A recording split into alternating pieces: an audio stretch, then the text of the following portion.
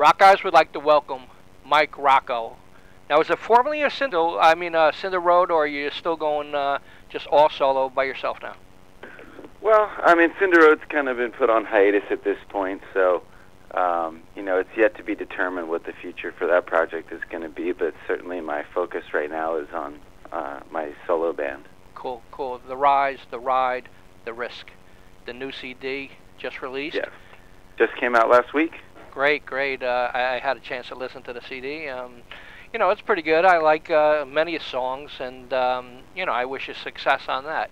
But let's go back to the earlier days, the plunge era, and it says you started at 12 years old, and later on that band got signed, and you released, I guess, 2 CDs, Understand and Hometown Hero.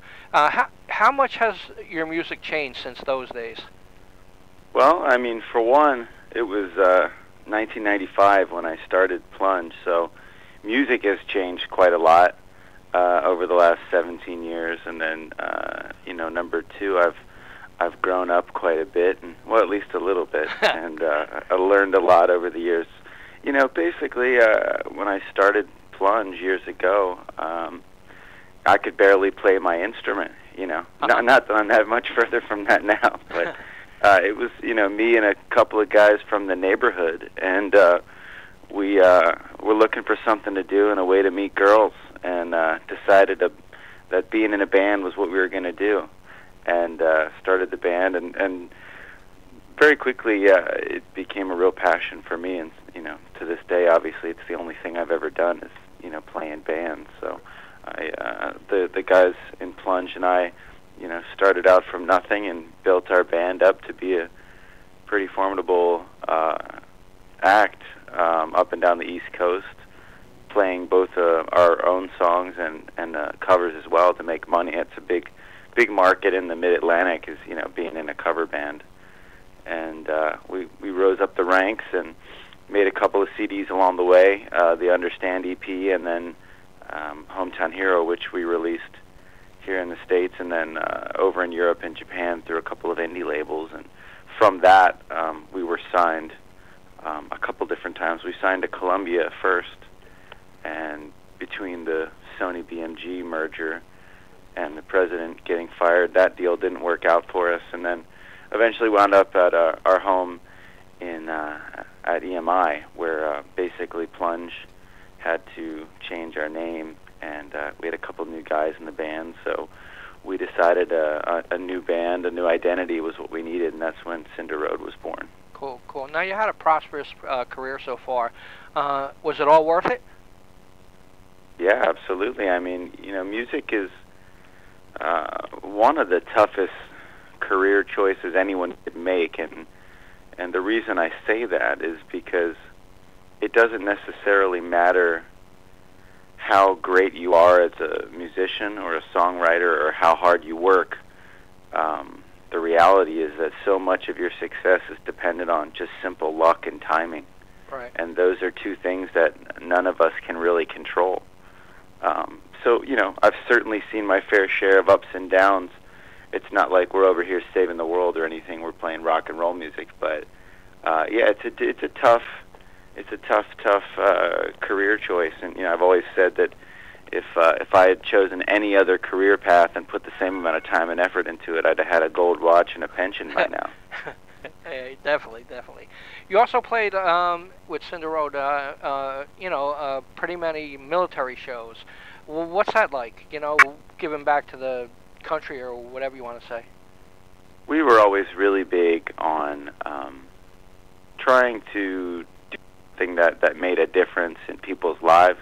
When you come out and see a concert, that's an escape. That's a chance for people to get away and to forget, the daily issues that they might be dealing with, and have a good time and let go and release. At the same time, the military tours were an opportunity for us to go play for the troops and their families, and give those folks, show them a good time when they're in the midst of protecting our country. And even though we don't see it face to face here on U.S. soil, there's people dying and wars being fought, and a lot of the bases we played, guys had either just gotten back from deployment or were getting ready to head out. So it was quite an honor for us to be able to, give them a break and play a little rock and roll for them. And to be honest, it was some of the most rewarding experiences we've ever had, because we didn't go over there and play these concerts and then take a limo back to the Ritz-Carlton across the street from the base. We stayed in the barracks, with the troops, stayed in the same, places that they stayed, ate in the same mess halls, and, so we really lived just like they did, except for the fact that at 7 o'clock in the morning they were up doing push-ups and we were recovering from the night before drinking with them. Cool. Very cool. Very cool. Plus we got to visit some places that, and I mean, almost no one I've ever met gets to visit, Greenland and Cuba and stuff like that, these places that have been, kind of shut off from the outside world for a long time. Right. You also opened for Kiss at one point. How was that? It was fantastic. I mean, this takes away a little bit of my rock and roll cred, but I remember literally crying when we heard that I got that tour. Wow. Because I knew it was going to change my life. My goal from the minute I picked up an instrument was to play arenas and tour the world. And this picked up, 5 kids from, Baltimore, and took us over to Europe, and we gallivanted through 30 different countries in the summer of 2008, And I specifically remember one time when we were in Moscow, and it was another story altogether. I've always wanted to play in Russia, with all the history that the U.S. has had with Russia. And I remember we were at a TGI Fridays in Russia. We were actually dying for some American-style food. Uh-huh. And the waitress, who was this, really nice-looking Russian chick, was like, where are you? What club are you playing in town? I guess she assumed we were musicians, and we said, Olympic Stadium. Uh-huh. Wow. And she was like, oh, I'm so sorry. Like, she thought she offended us by asking what club we were playing. And we said, no, we're the opening band. We're playing with Kiss at Olympic Stadium. But that was the first time I was able to answer.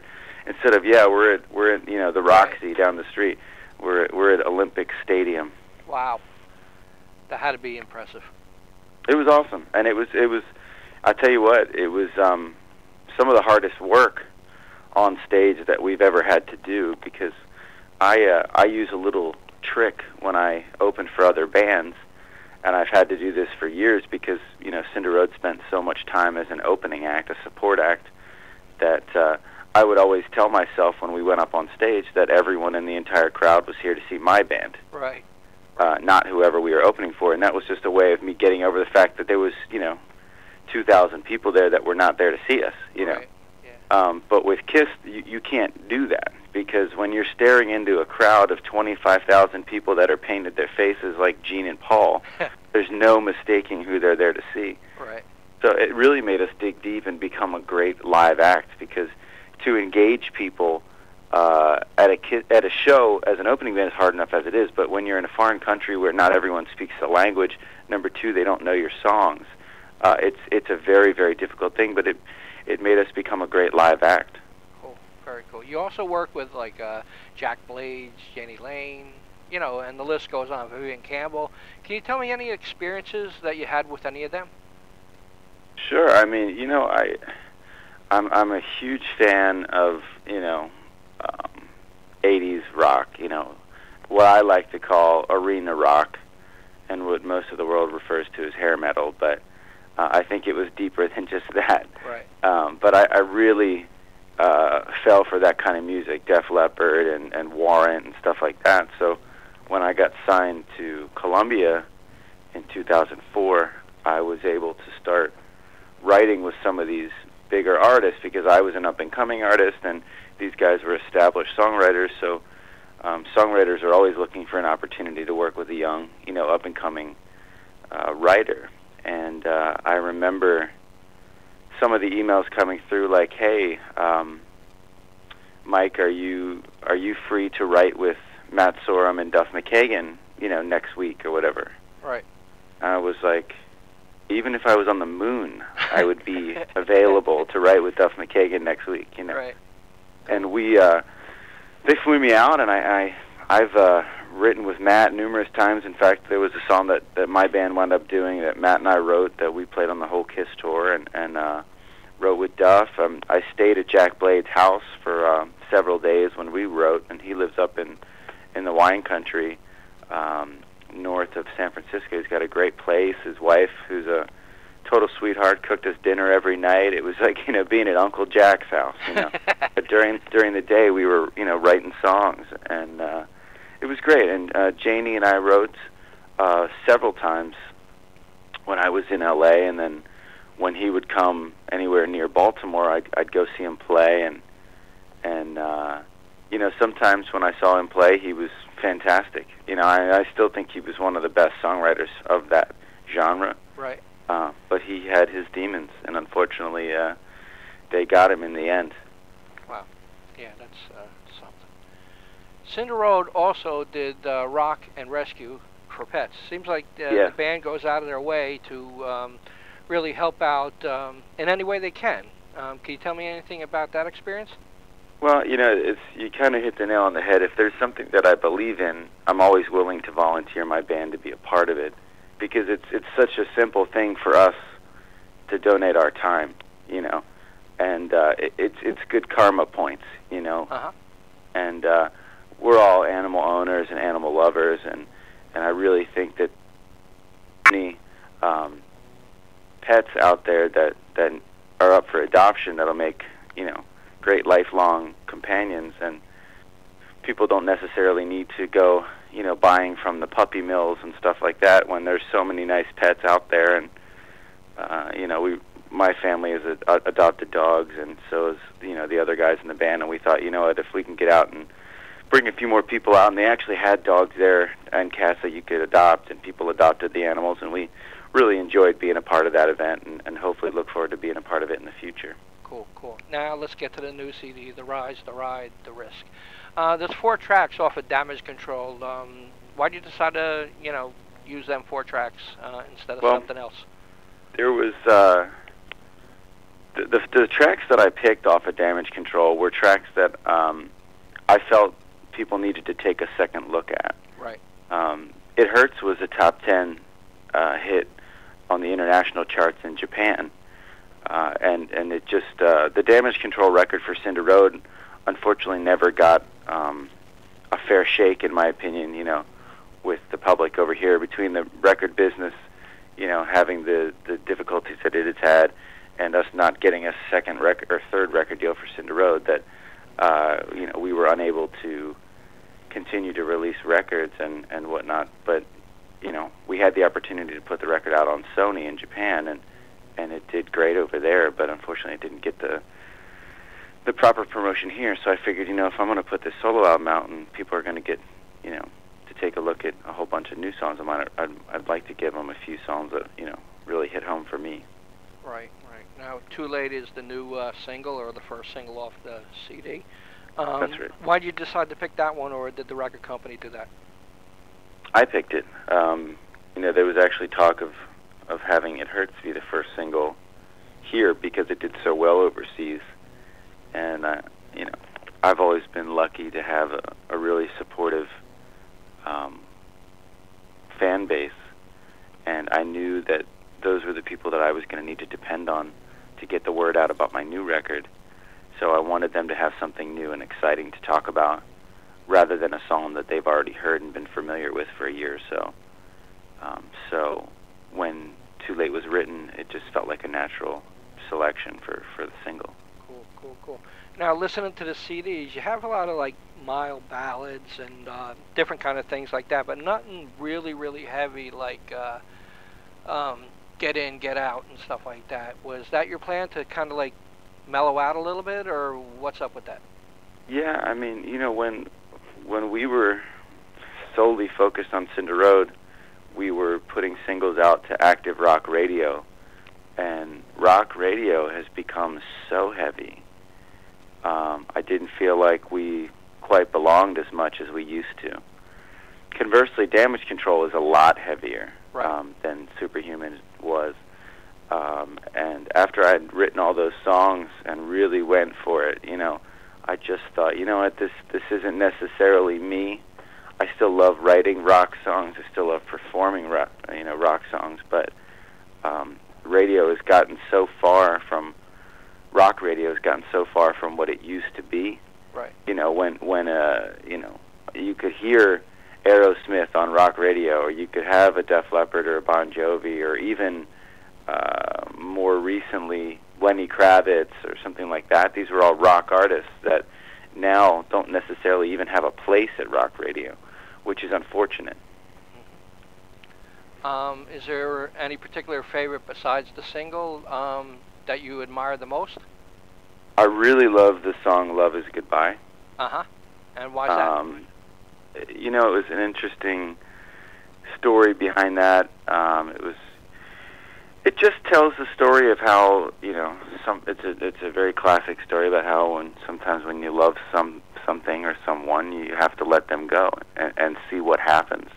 You know, you can't control other people's feelings, and you can't control everything in your life. And I thought the metaphor of love and a relationship being a car crash was a really interesting picture.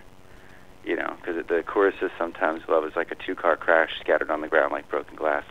Right. And because relationships can be that chaotic and crazy, but sometimes they work and other times they don't. And the moral of the story for that particular song was sometimes you gotta love and let someone go and see what happens. You know, there's also, I mean, I love every song on the record, and you know, it's of course I should because I wrote them, but.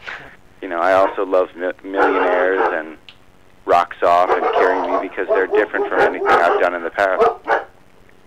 Sounds like you're a dog lover as well. Yeah, well, could you just hold on 1 second? Sure, sure.